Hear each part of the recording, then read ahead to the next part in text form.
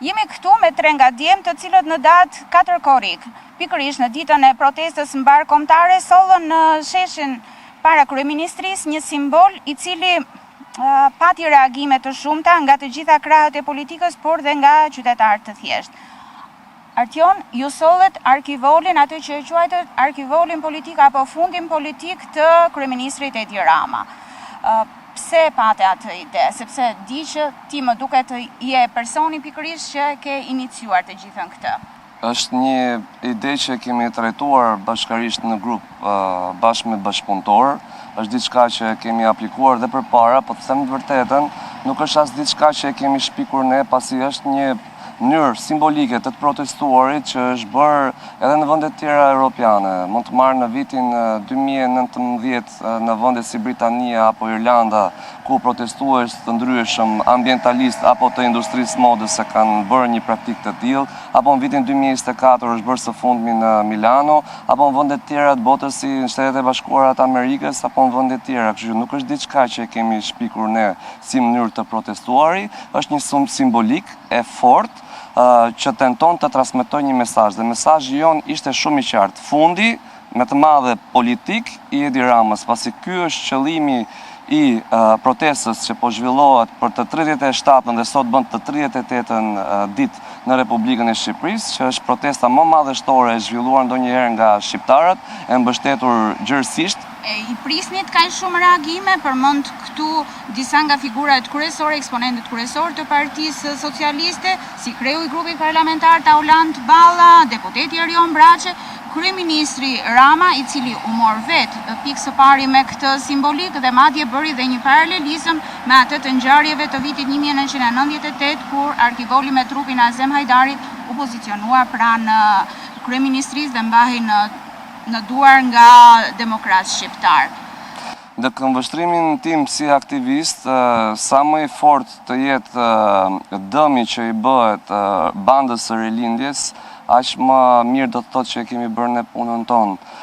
Përsa i përket reagimit që ata patën dhe qasjes që patëm ne, veprimet që bëm ne, mund të them që ne bëm një veprim minimalist, duke marrë në konsiderat se çfarë kanë bërë këta gjatë gjithë këtyre viteve.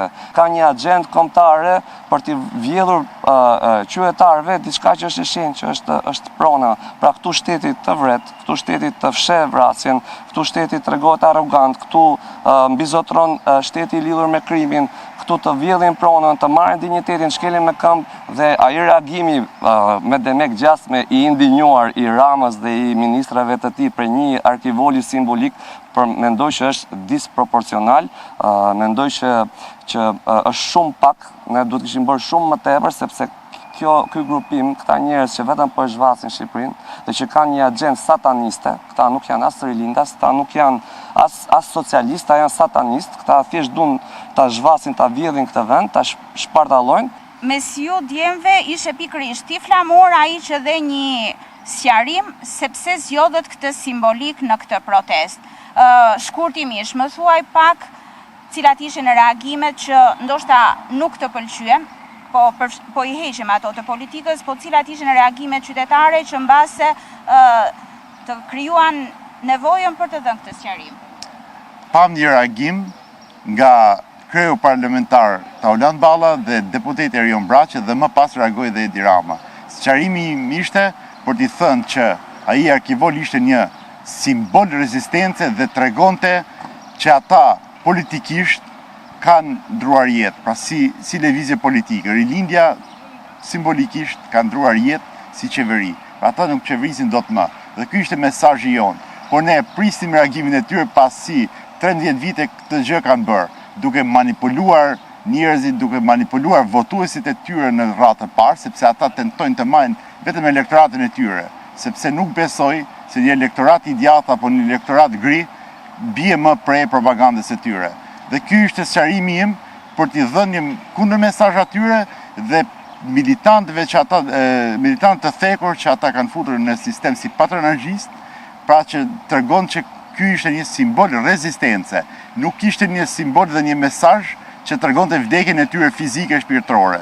Thjesht mesazh politik, arkivoli politik i Edi Ramës. Ju më thatë që edhe kur e keni hedhur, e keni propozuar këtë ide, disa nga djemt të cilët janë gjithmonë të pranishëm në protest, janë tërhequr, pra nuk kanë pranuar që të bëhen pjesë pikërisht e kësaj simbolike që ju do përcjellnit në shesh.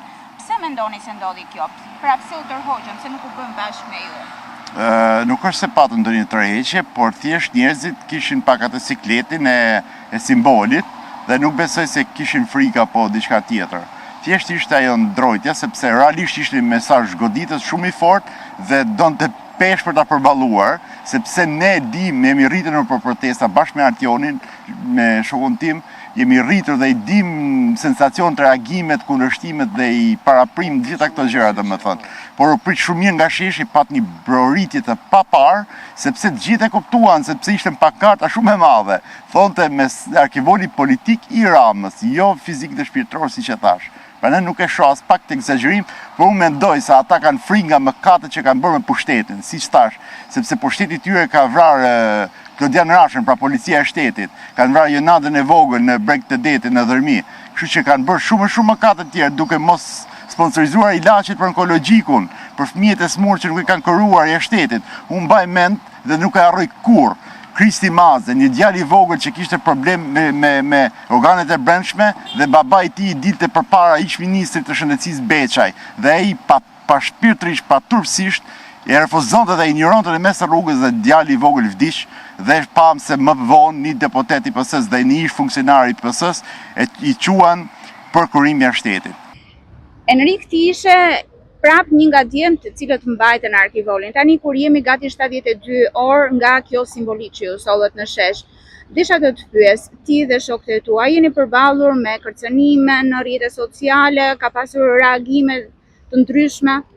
Ka pasur kërcënime të shumta nga komentues, gjithashtu dhe nga ushtria e patronazhistëve që Edi Rama bashkë me Partinë Socialiste kanë punësuar, por janë thjesht një formë intimidimi dhe nuk ndihem as pak i kërcënuar realisht, domethënë as unë as miqtë e mi për këtë pjesë. Kanë qenë adresa fake apo kanë qenë persona konkrete të cilët ti dhe i njeh?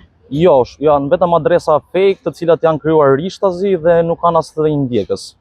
Ju jeni prej shumë ditësh në protest. Shumë protestues, sidomos ata që janë në radhët e para të saj, që nga ditët e para të saj, kanë folur mjaft për intimidime, për kërcënime, qoftë edhe konkrete. Artion, ti ke dhe një biznes privat. A je ndjer i kërcënuar dhe a ke ndjer ndonjëherë frikën se mund edhe të godasin pikërisht te ky biznes? Normal që jetojmë në një ambient frike dhe terrori këtu brenda në Shqipëri.